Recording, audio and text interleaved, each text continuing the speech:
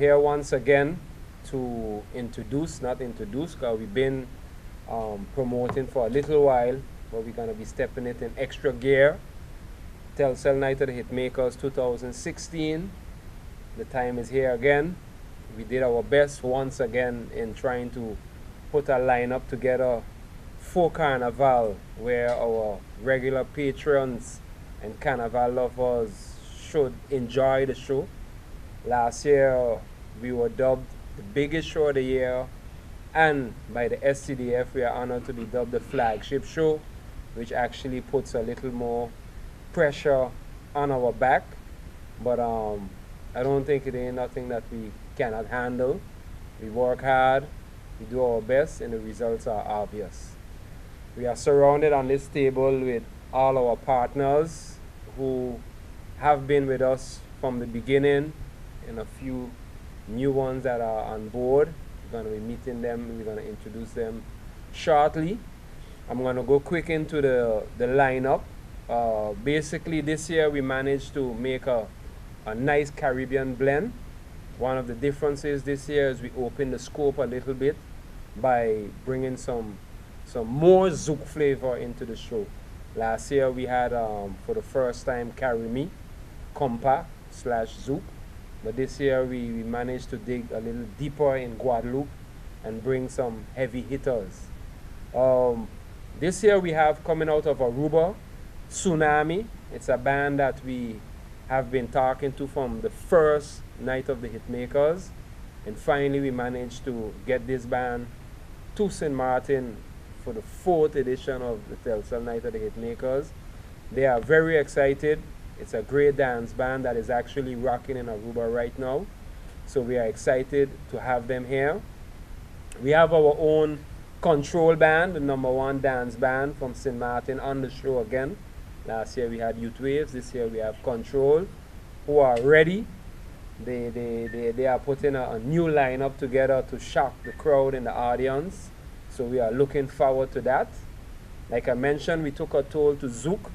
We have a Zouk diva, which is Tanya Seval, an old school artist, but right now still kicking. By her picture, you could see she's preserved.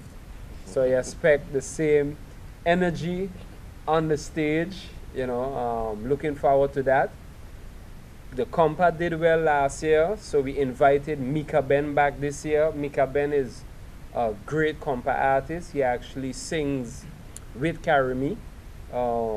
He produced for Carry Me, so we're gonna have him on the stage this year doing his thing.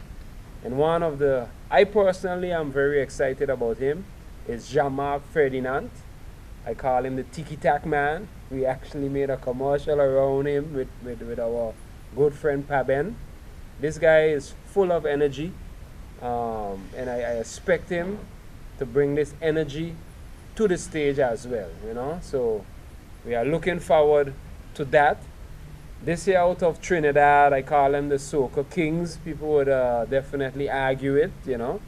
But these guys have so much of hits. I'm still busy trying to compile all the hits in order to make our mix, which is Kes the Band. Kes the Band is a great live band.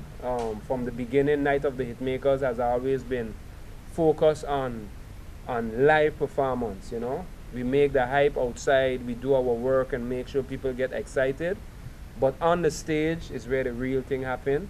We have always tried to have great bands, and Kes is one of those. They blend the soca, they blend the R&B together. So you have a great melange of music with the soca drive, which Carnival definitely is all about. In terms of production, we are doing the same thing. The dance floor is back again. You know, the dance floor is a hit. I don't think we could remove the dance floor from the show anymore. Otherwise, it wouldn't be the same. So the dance floor is back, the same effects with the lights we're going to be doing. And of course, we have some little elements that we're going to be giving, which is the surprise. We can't give away everything. We have to save something for you to come to the show and see. So we're going to have some nice surprises and effects to create the wow experience at the Telcel Night of the Hitmakers this year again. The tickets are we keep the same price. We've been selling tickets since December for $20, giving the people what they want. Our Things Hard special at $25, completely sold out. So now we are on our $30, which is going to be going until the day of the show. On the day of the show, it's going to be $40. Like I said, around me I have some great partners that actually help make this event possible. The event is too big, we can't do it ourselves. Besides the team, the SCDF and all the help, the partners is very, very important. I definitely want to introduce Telcel. We have Telcel back as our main partner for the 4th year. We really appreciate the partnership. It's growing and only getting better. We have Incel Air, who also has been on board from the beginning, on board again. Very appreciative of that. Of course, we have Heineken, been supporting from the start. So we definitely appreciate Heineken being on board again. We have Oyster Bay as well, Domino's Pizza, and this year we have 2 additions on board. Last year it was more for fire under your foot, but this year I really appreciate them coming on board for Hitmakers, which is Accessible Ventures, and we also have Kuiman as a new partner on board. So where that is concerned, we try to broaden our scope. Let me don't forget a very important one as well, Domino's Pizza, who has been, maybe I said it already, but they've been helping out a lot. So I am very appreciative for the partners we have now. It only could get better.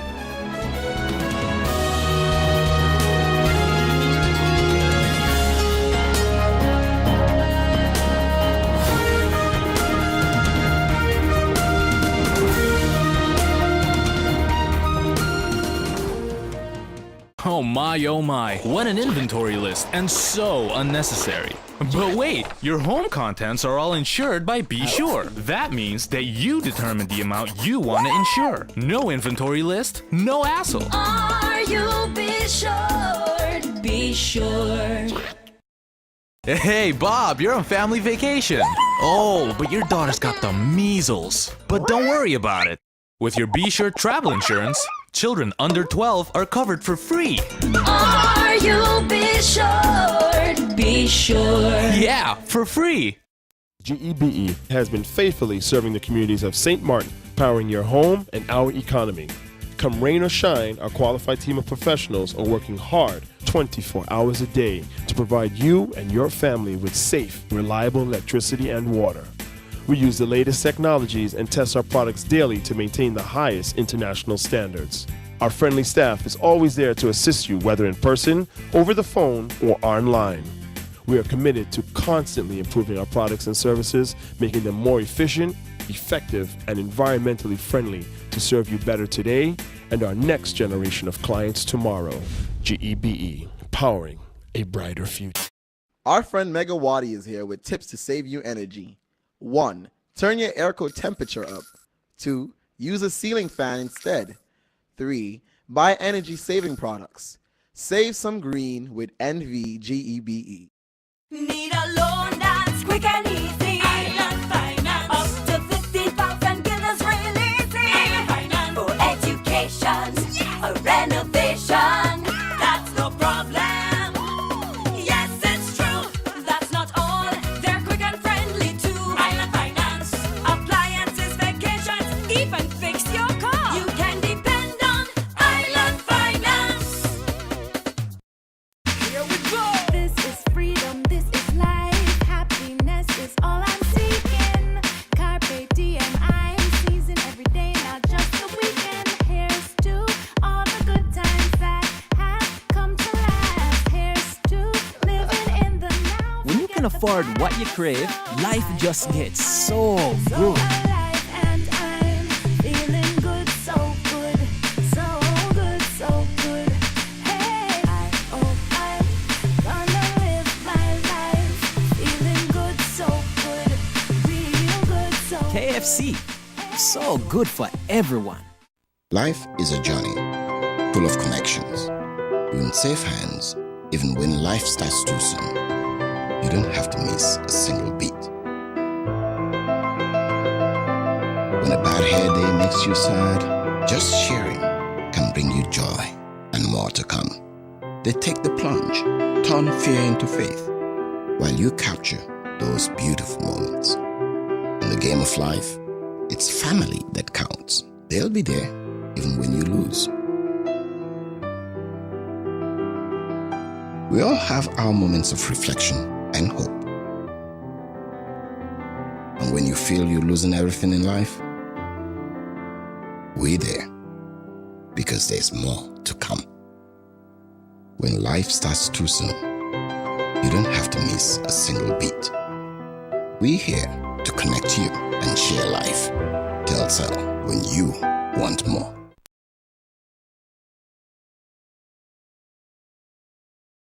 Last week I visited Curacao on an official visit. I actually traveled with two of St. Martin's youth teams, first time interscholastic competition organized by FDDK, the Foundation for the Development of Sports in Curacao, which they've been doing for several years together with Aruba and Bonaire. This is the first time St. Martin has taken part. Last year, our department head of sports visited the games and saw the potential and has been working with the association since then to be able to prepare the teams to be able to go this year. These events, we're still not able to participate fully because we do not have all the sports that they are currently running at the school levels. It's both at elementary and secondary levels. And these are areas that we believe that we are focused on in growing and in supporting the several foundations and associations out there who are promoting sports on the island with little or no input from government. The good thing about it is that we have been over the past few years with the development of the NSI and the sports department, been supporting them in structurally organizing themselves and becoming federations, becoming associated with the sports federation so that they can then represent on the international levels as well. It is our goal to build national teams, and so being able to see how they are working with sports in a country like Curacao where sports is a big deal and is highly promoted, it was a very useful meeting on that level. St. Martin, I must say, was actually successful in its first bid. We sent out an elementary basketball team of boys and a secondary volleyball team of girls.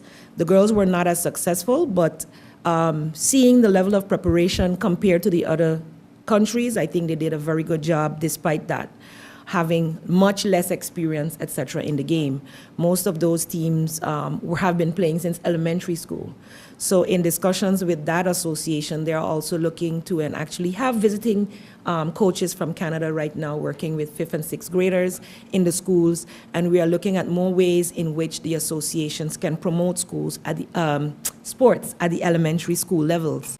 There was an advice given by the SER regarding, a negative advice, by the way, regarding the counterpart policy that the former minister, now member of parliament, Cornelius de Weaver, wanted to implement.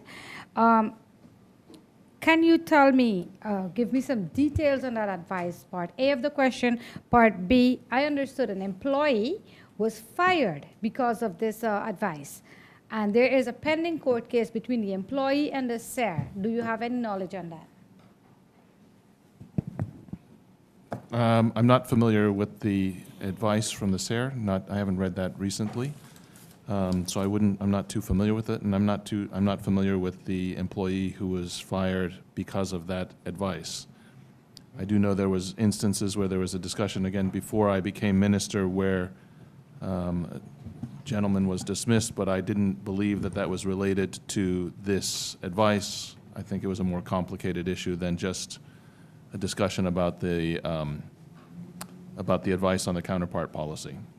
So, as far as I'm aware, they're not related. I have not put a lot of energy into the counterpart policy. You know, the idea of creating more full employment for, in particular, higher level positions certainly makes sense. If you look at it, one of the things that we are working on is what I would call sort of a job bank website, so stimulating communications between employers and students abroad, or a different format than going through the labor office, something like a monster.com, so employers could put their vacancies online and employees or potential employees could put their resumes online. So if you think about it on a more skilled level, and in particular if somebody's residing in Holland, where do they ever see the job opportunities, right? If you're not subscribing, the Today newspaper doesn't have a proper online subscription yet. The Herald has a good, but you have to pay for the subscription in order to see all the classified ads. Otherwise, you see just the main stories, right? So if you think about it, what are we actually doing to stimulate employment for a educated, semi-educated, and educated level in terms of connecting opportunities with people who are looking for employment?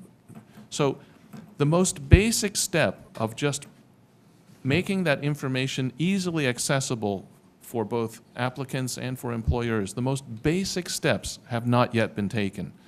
So why are we looking at a counterpart policy, legislating things when we haven't even done the most basic steps as of yet?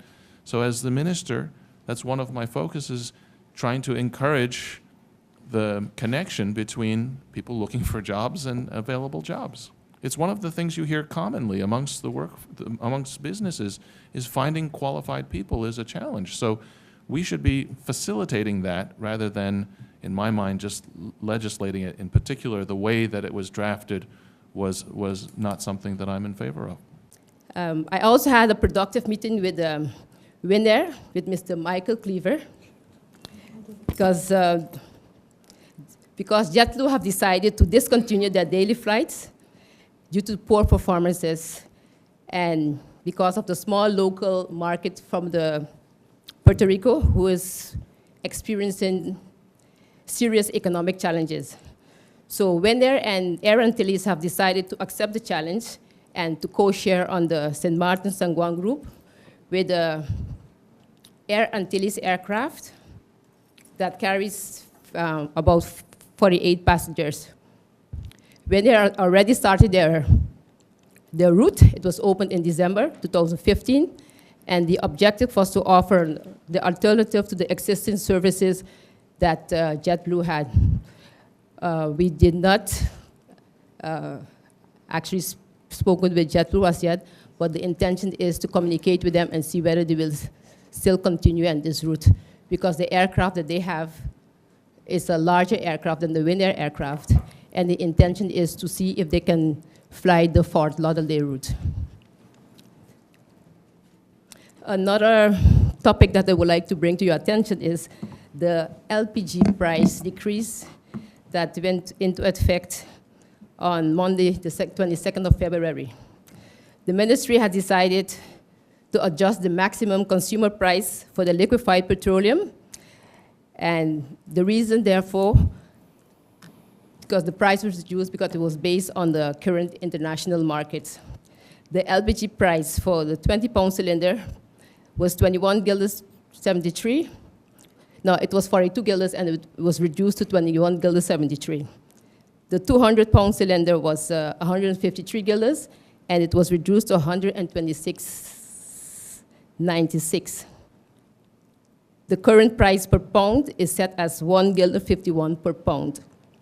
Many persons question the reduction, and the legal basis to adjust the prices of the petroleum can be found in the price ordinance in combination with the overdraft loans for ordering regulation. If the asking price for goods or services are incompatible with the public interest, then the Minister of TIAT, pursuant to Article 3 of the price ordinance, can publish the prices and adjust that, because many of the retailers were very upset that the prices were reduced so drastically. However, in the past, it wasn't been done because the price of the petroleum was high, and we saw the possibility to reduce this price, and the department took it upon themselves in order to give the public a relief to reduce these prices.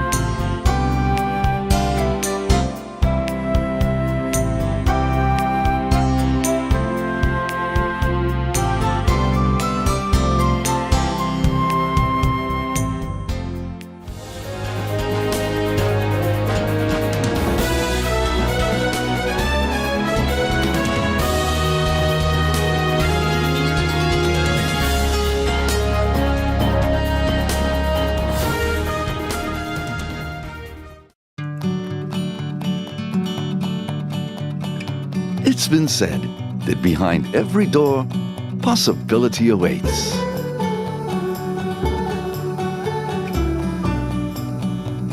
How much possibility depends on which door you open first. Every day, we help our customers discover the possibilities in their lives. It all starts with a conversation. Scotiabank. Discover what's possible.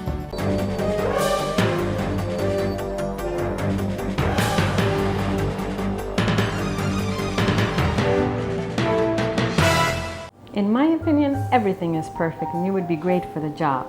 But I see here that there's a 2-year gap in your resume. What did you do? I was hospitalized for mental illness.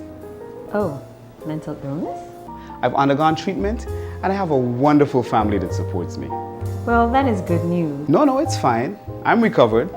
We'll contact you, okay? For a better understanding of mental health and what you can do to stop mental health stigma, please go to the Mental Health Foundation's website at www.mhf-sxm.com.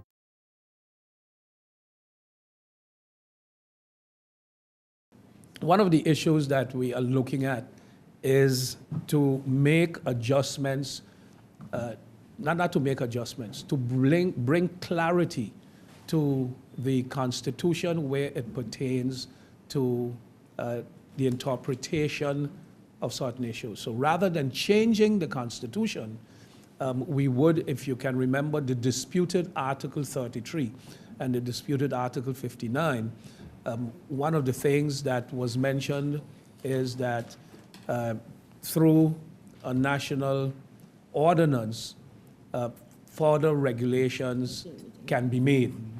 So you can recall when the former Prime Minister and his cabinet refused to step down following the motion of no confidence, one of the argumentations they had used was, yes, we are supposed to resign, but the Constitution wasn't clear as to when. Now, you don't need to rewrite the Constitution, but by national ordinance, you would regulate if a minister gets a vote of no confidence, within 24 hours, the minister has to tender his or her resignation, and failure to do so will result in automatic expulsion as minister. So then you know nobody can play with the interpretation of it. As far as the ship jumping is concerned, I've said the approach that is being looked at is to the interpretation given as to deceit. And so far it has been deceit is won by the individual, and according to some legal people, deceit is clearly mentioned is won by the party. Parties, you need to be part of a party to take part in an election. The party has to be structured in a certain way. We know of parties, or at least one party, that the Electoral Council turned down their application, while in the past, all you had to do was basically hand in a name and you were good to go. You just needed to be of a certain age, you had to appear on the voting register, Dutch nationality, etc., and you could have participated in an election. You didn't need a party, you didn't need a structure, you didn't need a board, you didn't need anything. All of that has changed. And what the legal people are saying is, the law clearly states that at the end of the election, the Electoral Committee, the main voting bureau establishes how many seats each party won. And the persons occupying the 4, the 2, the 5, or the 6 seats won by a party are Peter, Paul, Mary, and Harry. And if Peter refuses the seat, then the next in line would be Sandra.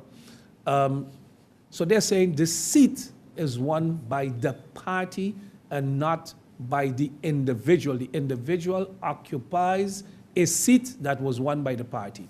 What it says, what the interpretation further says is, this does not take away from you voting your conscience. It is your conscience. You are occupying that seat and you vote wherever you want. So there is no collective party vote. No faction leader or leader gets up and say, my party has 4 votes for or against the proposal.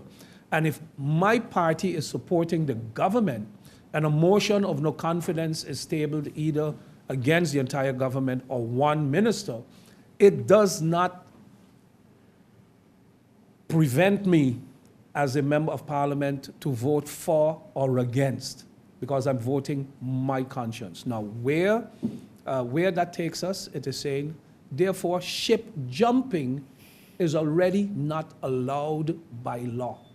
If you no longer can find yourself aligned with the party, that is your good right, but you can't do like is done now, pick up your seat and I gone across the aisle, declare myself independent, declare myself a whole new faction. Factions are established at the election, so if you want to have a one-man show, then enter a one-man list and get elected.